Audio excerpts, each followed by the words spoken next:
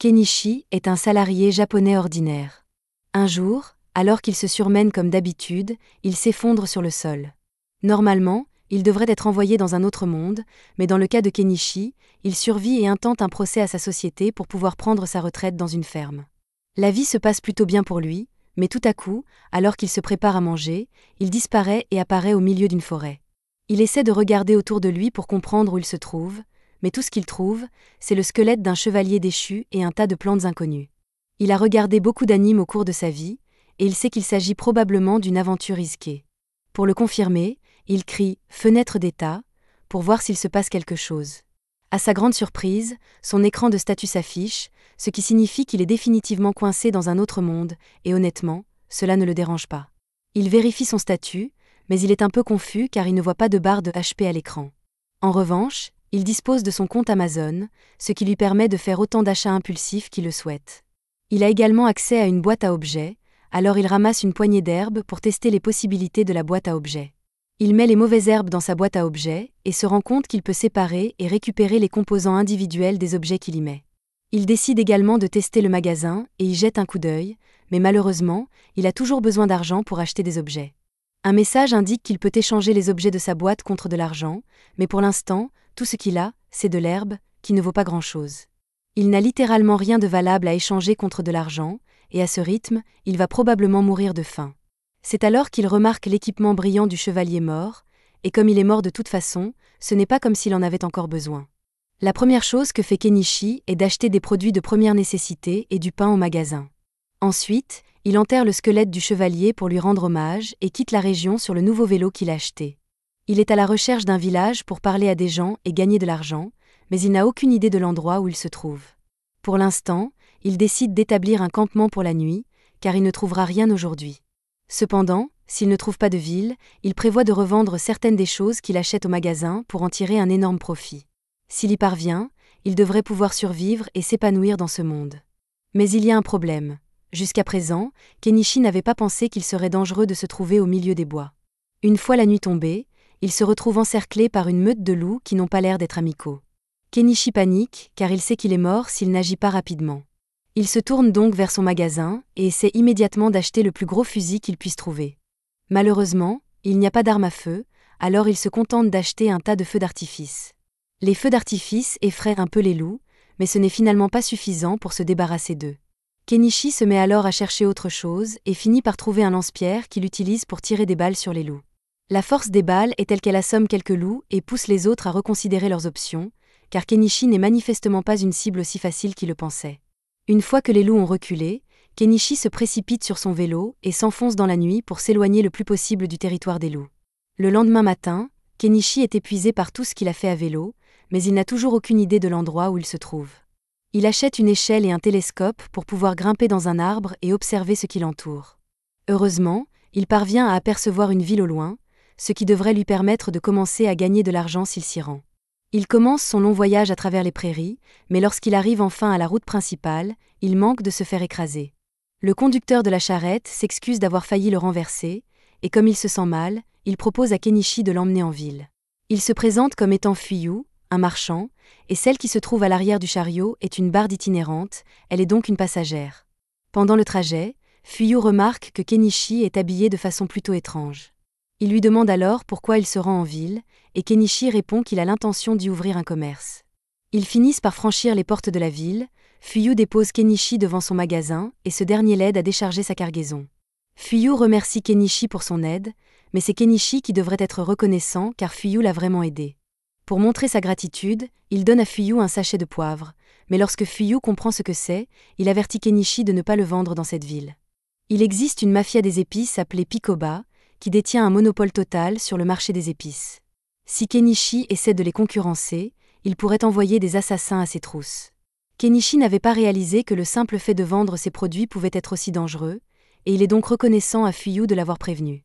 Normalement, Fuyu ne voudrait pas risquer d'attirer l'attention de Pikoba, mais comme il s'agit d'une affaire privée entre lui et Kenichi, il décide d'acheter le poivre. Kenichi essaie de lui dire qu'il n'a pas à le payer, mais Fuyu insiste, car un marchand n'accepte jamais rien gratuitement, car cela signifierait qu'il doit une faveur à Kenichi. Kenichi peut comprendre cela, Il accepte donc le paiement de Fuyou, mais même s'il a fait une réduction à Fuyou, il a quand même gagné beaucoup plus que ce à quoi il s'attendait. Il n'a payé que 1000 yens pour ce poivre, mais Fuyou l'a payé l'équivalent de 100 000 yens. Kenichi se promène un peu dans la ville et finit par trouver une auberge et un restaurant locaux. Il y entre et est accueilli par l'hôtesse, Aslia. Il lui dit qu'il est ici pour se loger et qu'elle sera ravie de l'aider, alors elle le conduit à la réception. Le prix d'une chambre est d'une pièce de cuivre, et le paiement doit être effectué à l'avance. Kenichi lui donne donc l'argent. Il ne reste plus à Kenichi qu'à écrire son nom sur le contrat, mais Kenichi se rend soudain compte qu'il ne sait pas écrire dans la langue du pays. Aslia remarque les vêtements étranges de Kenichi et lui demande s'il est une sorte d'ambassadeur étranger, mais Kenichi lui répond qu'il est juste en ville parce qu'il veut monter sa propre affaire. Aslia lui apporte son soutien, mais elle ne pense pas que Kenichi sera accepté par la guilde des marchands, qui exige de ses membres qu'il sache lire, écrire et compter, ce qu'il ne sait apparemment pas faire.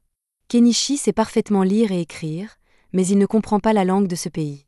Quant aux mathématiques, il est plutôt doué, donc cela ne devrait pas poser de problème. Aslia ne croit pas que Kenichi sache vraiment faire des maths, alors elle lui pose un problème de multiplication de base pour le tester, et Kenichi répond instantanément, ce qui fait de lui un génie des maths dans ce monde. Aslia l'aide à écrire son nom sur le contrat, et comme Kenichi a besoin d'apprendre à lire et à écrire, il lui demande si elle serait prête à lui apprendre la langue de ce pays. Il lui propose de lui donner des bonbons en échange des leçons de langue, et lorsqu'elle entend « bonbons », elle est tout à fait d'accord. Il est pratiquement impossible de se procurer des bonbons dans le royaume de Kaden, car seuls les nobles ont le droit d'acheter ce genre de choses. En fait, si les nobles découvraient qu'elle a de si belles friandises, ils essaieraient probablement de les lui prendre, mais elle refuse que cela se produise. Une fois qu'Aslia s'est calmée, elle commence à enseigner à Kenichi la langue de ce monde, qui est assez facile à comprendre pour lui puisqu'elle est similaire au katakana du japonais. Les chiffres suivent également le même système décimal, si bien que Kenichi ne tarde pas à savoir lire et écrire parfaitement.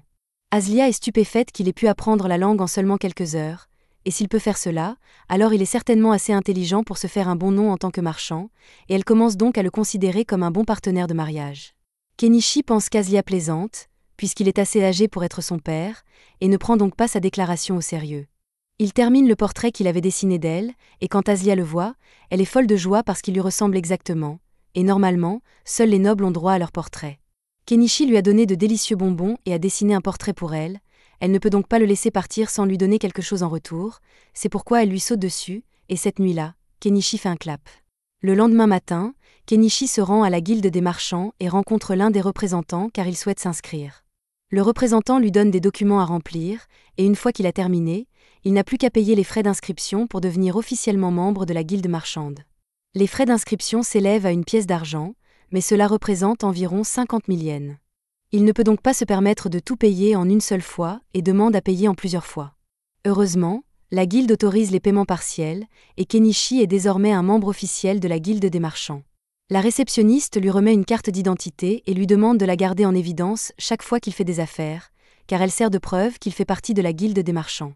Maintenant qu'il s'est inscrit, Kenichi décide de se promener dans le marché pour voir combien coûtent les choses ici. Dans l'ensemble, tous les produits manufacturés sont beaucoup plus chers que s'ils étaient achetés dans son magasin. Les seules choses dont le prix est raisonnable sont les produits alimentaires, alors Kenichi achète un sac de fruits à un vendeur. Le lendemain, Kenichi travaille à la création d'un stand pour pouvoir vendre ses produits en ville, et Aslia est impressionnée par la facilité avec laquelle il a fabriqué. Pendant que Kenichi installe quelques prospectus, Aslia remarque qu'il utilise des pinces à linge, qui l'intéressent beaucoup car leur design est vraiment sympa. Les pinces à linge qui existent dans ce monde sont faites de bois et d'un élastique, mais elles se cassent si facilement qu'elles sont pratiquement inutiles. Elle demande à Kenichi s'il les vend aussi, mais ce dernier n'avait même pas envisagé que quelque chose d'aussi simple que des pinces à linge puisse avoir autant de valeur. Plus tard dans la journée, Kenichi se rend au marché pour son premier jour en tant que marchand et trouve un bon emplacement à côté d'une vieille dame. Il lui demande si elle est d'accord pour qu'il y installe son étalage, et elle n'y voit aucun inconvénient, alors Kenichi sort son étalage de sa boîte à objets. Hanama est impressionnée par la sélection de marchandises de Kenichi, elle regarde un peu autour d'elle et repère les pinces à linge qu'il vend. Comme elle les aime beaucoup, elle propose d'en acheter quelques-unes, ce qui surprend Kenichi, qui ne pensait pas qu'elle voudrait soutenir son concurrent.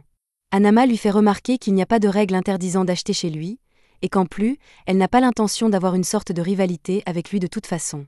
Au fur et à mesure que la journée avance, l'étal de Kenichi commence à attirer des clients, si bien que ses marchandises se vendent rapidement. En particulier, les pinces à linge sont devenues très populaires en raison de leur fiabilité, si bien que Kenichi pourrait probablement vivre de leur seule vente. Cependant, il sait que d'autres personnes finiront par créer des pinces à linge similaires, et il ne peut donc pas compter sur elles éternellement. À ce moment-là, un homme s'approche de l'étal de Kenichi, et d'après le fait qu'il porte une épée à la hanche et des vêtements finement confectionnés, Kenichi peut dire qu'il doit s'agir d'un noble. L'homme dit qu'il veut voir le couteau de Kenichi, alors Kenichi le laisse le tester. Lorsque l'homme est satisfait des tests de tranchant, il demande le prix. Kenichi lui dit que le couteau coûte 2 pièces d'argent, ce qui est assez cher, mais l'homme comprend pourquoi, car ce couteau est d'excellente facture. Il aimerait bien l'acheter, mais il a besoin d'une lame un peu plus longue. Kenichi vérifie donc dans son magasin s'il n'y a pas quelque chose de plus grand, et il finit par trouver un katana. L'homme adore le katana, mais Kenichi lui dit que le prix est d'une pièce d'or, ce qui est très cher, et l'homme ne sait pas s'il doit l'acheter ou non. Alors que Kenichi regarde l'homme essayer de se convaincre que le sabre est une dépense nécessaire, une fille chat commence à renifler son visage et à le lécher. C'est la première fois que Kenichi voit un peuple de bêtes, il est donc un peu effrayé au début, mais il se calme rapidement et leur demande ce qu'elles veulent acheter. Ils lui disent qu'ils veulent le tissu qu'il utilise pour couvrir son étal, et qu'à l'origine, ce tissu n'était pas destiné à être vendu, mais Kenichi est un homme d'affaires, alors s'ils veulent le tissu, il le vendra. Il leur dit qu'un tissu coûte 3 pièces de cuivre, mais que s'ils veulent en acheter 3, il leur fera une réduction et ne leur demandera que 8 pièces de cuivre. C'est une bonne affaire pour eux, mais le peuple des bêtes est vraiment mauvais en maths, donc ils ne comprennent pas du tout ce que Kenichi a dit et pensent qu'il essaie de les arnaquer. Le noble dit au peuple des bêtes que Kenichi leur dit la vérité et qu'ils n'ont donc pas à s'inquiéter de se faire arnaquer, alors ils le croient sur parole et achètent les tissus. L'homme décide également d'acheter l'épée car elle est incroyablement bien faite, et à la fin de la journée, Kenichi fait un très bon profit. Pendant ce temps, ailleurs dans la ville, une servante qui a acheté les pinces à linge de Kenichi les montre à sa maîtresse, Primula. Margaret demande à Primula si elles peuvent les utiliser dans le manoir car elles lui faciliteraient beaucoup le travail. Primula trouve que c'est une bonne idée et dit à Margaret d'aller en acheter d'autres demain. Mieux encore, elle veut vendre ses pinces à linge dans sa propre entreprise, car c'est une mine d'or d'opportunités, et elle s'en va demander la permission à son père. Ce soir-là, Kenichi prend un bain au bord du puits, et il aimerait vraiment avoir un bain chaud, mais les bains chauds n'ont pas encore été inventés, alors il va devoir en fabriquer un lui-même. Il regarde dans le magasin pour voir s'il y a quelque chose qu'il pourrait utiliser pour faire un bain chaud, et trouve par hasard un tonneau à vendre. Il a donc l'intention de le remplir d'eau et de le mettre sur le feu pour qu'il puisse à nouveau prendre un bain chaud. Si son idée fonctionne, il pourra peut-être en tirer profit. Par ailleurs, Kenichi a beaucoup profité de l'écran de sa boutique en ligne, mais il n'a aucune idée de son fonctionnement ni de la façon dont les colis lui parviennent. Pour être honnête, c'est bien trop beau pour être vrai, et Kenichi craint qu'on lui vole son âme en guise de compensation, mais pour l'instant, il ne sert à rien de s'inquiéter, alors il décide d'aller dormir. Pendant ce temps, dans la forêt, il y a une petite fille nommée Anémone, et elle est actuellement en fuite. C'est la fin du premier épisode. Abonnez-vous pour ne pas manquer la suite.